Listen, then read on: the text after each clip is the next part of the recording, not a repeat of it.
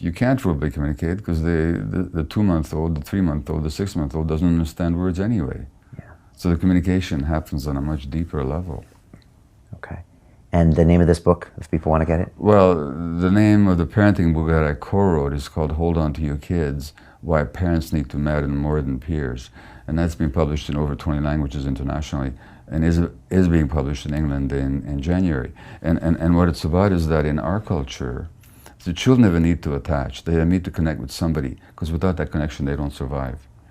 And in the hunter-gatherer bands where human beings evolved, those attachments were with adults. And not just one adult or two adults, but with a whole set of nurturing adults. Now in our culture,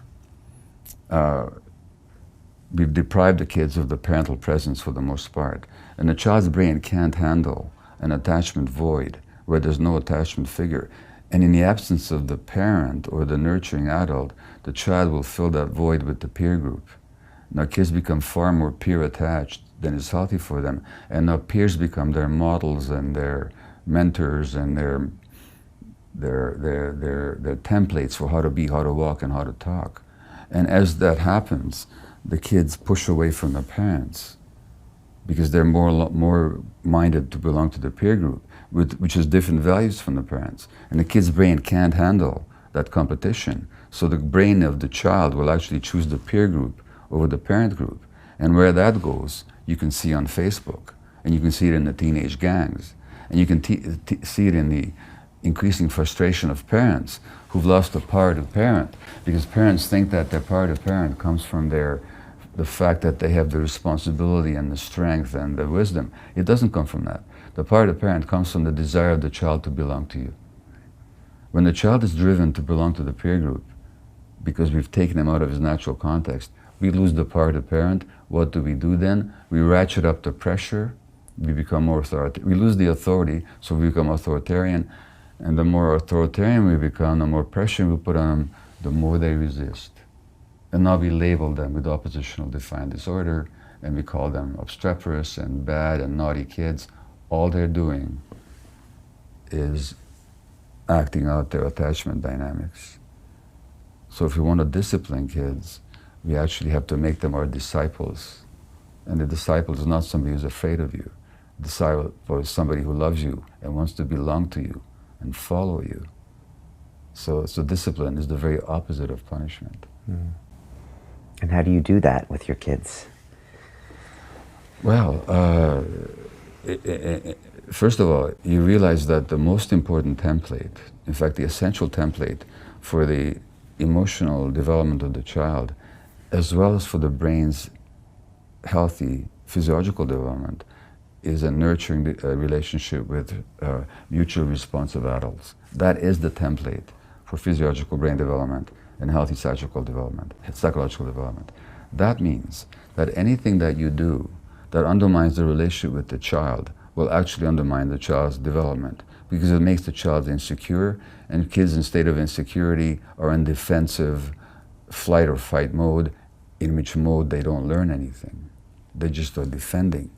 And so that every time I use the relationship against the child, so I have a 2-year-old who's angry, and most psychologists and parenting experts will tell you, time out. In other words, what they're telling you is withdraw the relationship from the child as a way of threatening the child. And that threat will make the child comply with you. Well, the child may temporarily comply with you, but what have you taught her? You've taught her that the relationship is conditional. Right. That they're only acceptable to you if they please you. Furthermore, you've taught them that relationships are unstable and unreliable. And you've learned, and they've learned, that you're not available for them when they're most upset. Because why is he acting out? Why is he throwing a tantrum? Because they're frustrated about something, because they're angry about something, because they're unhappy. And you say to them, when you're most unhappy, that's when I'm least available to you. And this is how parents are taught to parent. Furthermore, parents are taught not to pick up their kids when they're crying. Let them sleep it out. Just utterly noxious. Yeah. Because the child who you don't pick up, right, what lesson do they get? Their emotions don't matter. That's the lesson they get. Okay. And just the opposite of what any loving parent wants to teach. Right. So that the psychology, the parenting psychology in this culture has become anti-child. And as long as 70 years ago, this is already the case, Dr. Spock, who you might recall, Sure. talked about the tyranny of the infant. Time out. Stop. And my mother, am I talking too long? Or No, I love this. Can I blather on? Yeah, yeah. Because I found my mother's diary recently. When I was 6 weeks old, and this is 1944, my mother is writing, "My poor little Gabor, you've been crying since 3 in the morning. My heart broke for you. But I couldn't pick you up to feed you until 5 o'clock because the doctors would be so angry with me because I learned to feed you on schedule rather than on demand. And I didn't want to displease the doctors. So I had to let you cry for almost 2 hours. And finally at 4:45, my heart broke and I couldn't do it anymore. And I picked you up and fed you, but don't think I'll do it again." Now, what's the message to a 6 weeks old who's desperate for maternal contact? And this woman who absolutely adored me, who did everything she could to save my life under very difficult circumstances that I already talked to you about before, wartime Hungary, Nazi occupation, who absolutely loved me, and she's absolutely hurting me at the same time. And just how confusing that is for the infant. Now, you tell a mother bear to ignore the crying of the infant. You tell a mother cat to ignore the crying of the infant. Every fiber in my mother's being wanted to pick me up and nurture me, but because the doctors had told her not to. And this is how we tell parents now how to parent. We tell them to sleep train their kids by not picking them up. Hunter-gatherer tribes, you know what they do? They never even put their kids down. In the state of nature, creatures don't put their kids down. Right. So stick to those fundamentals. Stick to what we've learned. And go what's in your gut as well. So when your kid has one of those tantrum moments, be with them, breathe with them, be with them. Yeah, validate their feelings. Yeah, you know. No, that doesn't mean you're permissive. The kid wants a cookie before dinner, and you know better. You give him a cookie, he won't have dinner. You're not going to give him the cookie. But why shouldn't he be angry about it? Right. You know, why should I be threatened by his anger? Why should I call that naughty? Why should I call that the terrible twos? Oh, you're angry, you're really upset, you really wanted that cookie. Yeah. That's okay. Well, I'm so sorry. You know, it's after dinner, you know. In other words, you're not permissive, but you're also not demanding that the child suppress their feelings in order to be in your presence. And you don't hold the relationship as ransom to them. That's exactly That's the dangerous thing. You don't use the relationship against them. Okay.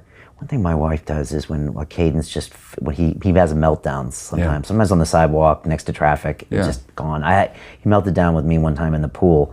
And I mean, he literally would have broken his skull against the side of the pool. He was just banging it so much. He was lost all, all sense of his own safety. And so she just talks to him. Okay, I know you're really angry, Caden. And that might take 5 minutes. But when he's talking, she's like, okay, I know you're really angry, but we need to go. So I understand you're angry. And he's like, ah! And she just tries to talk. And then after a while, he's listening, or hears the tone. That's the whole point. He's responding as much to the energy and the tone as he is to the words. And what she's teaching him is self-regulation. He's actually teaching that you can go through these states, it's okay, they'll pass. And this is how self-regulation happens. Not by, you mustn't yell, you mustn't cry, you know, and so on, this kind of punitive and accusatory stuff.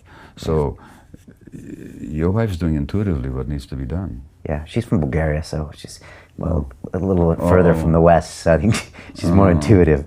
But yeah, I mean, and I think a couple times we tried the exploding when he explodes, and we quickly saw that did not work. Like getting angry with him for melting down, it's like it's completely not. Well, what she's doing is instead of a time out, she's giving a time in. She's actually giving him her energy and her concern and her presence at that time, which is exactly what the child needs. Right. And that way he'll learn self-regulation. Whereas when you react against his anger, all you're teaching him is self-suppression, which is not the same as self-regulation. Okay.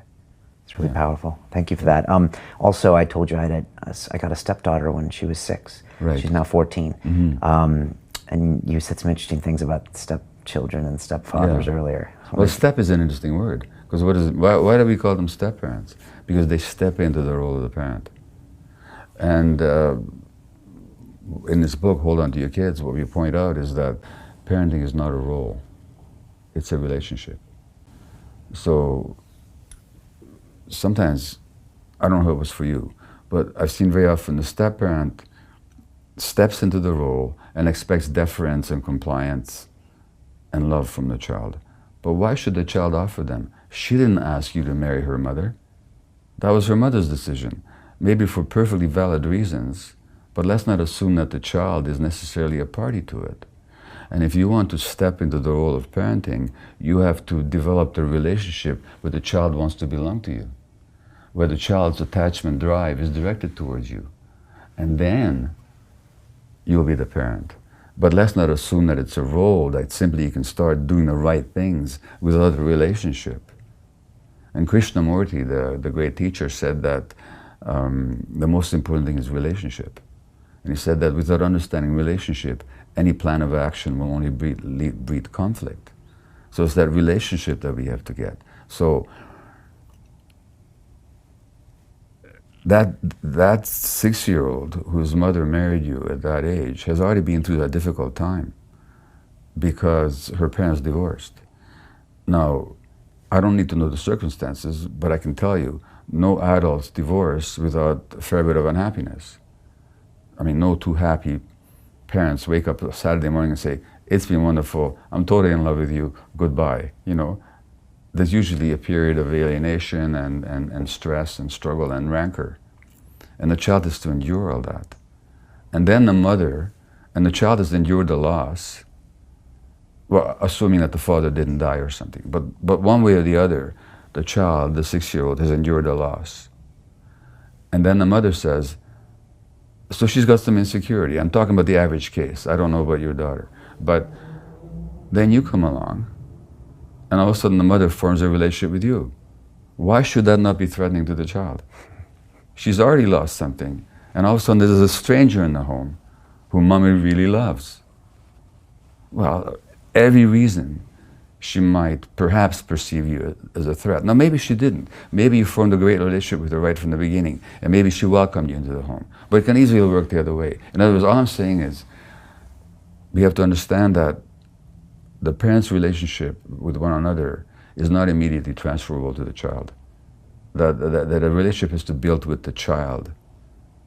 And that's what then gives you the power to parent, is the relationship that the child wants to give you and maintain with you. The power of parenting comes from the desire of the child to belong to you. Right, right. And this is whether you're the step-parent or the biological parent. Okay. Boys your kids' age, I would not let them near any device. I will not let them near a device. That's what I heard that the Silicon Valley CEOs do. I heard that they tell their nannies they're not to see a device. You have to leave it in your car. That's absolutely right. Okay, tell me about Not at that age. Because, first of all, the screen themselves are mesmerizing. Yeah. And the more time a kid spends, and they're addictive. You try and peel a kid off their device, you see typical addictive protest and outrage. Yeah, anger. Anger, all that kind of stuff. Right. Because you're really coming between the addict and their addiction. And you know, you from your own addictive history, or me from mine, what it's like when somebody tries to come between you and your addictive target behavior. You know, Yeah. and It's bad. sorry. I mean, everything in your fiber of your being says no. Absolutely. Right. Now, so first of all, the screens themselves affect the brain, the developing brain. So the more times a kid spends watching screens, the more it depletes their dopamine receptors. And dopamine receptors are the ones that get implicated in addiction later on, the incentive motivation circuitry of the brain. Number one, the child develops an attachment relationship with the machine. And then as they get older, this is with 1 and 2 or 3 or 4-year-olds. So what we say about the digital media is, it's a good thing, but so is sex, and so is alcohol. But we don't give 2-year-olds alcohol, and we don't introduce 5-year-olds to sexual practices. Why? Because they're not ready to handle it. So you give digital media to kids when they're old enough to handle it. When are they old enough to handle it? When they no longer rely on it to meet their emotional needs, but they use it for the function for which it was developed, which is information and communication. Those are legitimate goals. But when kids are immature and their attachment needs have not been met yet, they can use the digital media to meet their attachment needs, which displaces real human attachments. So what happens on Facebook? Kids have friends. What happens on Facebook? Kids like each other. These are attachment dynamics, except the friends are not real friends. Because a real friend is somebody who really knows you intimately and accepts you and supports you and wants the best for you. These Facebook friendships are highly conditional, as shown by the fact that when people displease each other, they defriend each other. And the likes are not real likes, because what is being presented on digital media is a simulacrum of the real self. It's a self-chosen particle of who I really am. That's what shows up on Facebook. And so people like a part of me. But how does that satisfy my need to be accepted and respected and loved for who I really am? It actually undermines it. So the digital media is the very opposite of genuine human contact. Now, can it be used that way? Sure. If you got 2 young kids now, and if you got parents who live in the United States, and those kids want to connect with their grandparents, what a great device Skype is or Zoom is. Where now they can connect. It's not just a letter. It's actually, you know, there's the New York Times did an article about a 5-year-old who walks into this friend's house, sees a computer and says, "Hey, granddad," because he only met his granddad, or mostly through the, anyway, that's a great way to connect. Yeah. But who needs to be in charge of that? In other words, the digital media can be introduced to the child's life when the parents can stay in control of it. When the media takes over and the child has got this addictive relationship, the child is not ready for it. So we say, don't introduce it too early, number one, and number two, stay on top of it and you be in charge. What kind of age are we talking here? Well, we desist from giving a specific age only because each child matures at a different rate. 8, 10, 12? Yeah, as long as it's under the direction of the parents. Okay. When Gabby started school in the equivalent of 7th grade, they gave all the girls iPads. Terrible. That was the policy of this private school here in London. And they're like, and we were like, "Are you sure?" And they're like, "That's how we teach now. Everything goes on there." And they monitor them, they do the Wi-Fi thing, but you're not impressed with that. I'm not impressed with it because my guess is that very quickly that iPad became a vehicle for social media and peer relationships rather than the intention, the educational intent of it. Yeah. And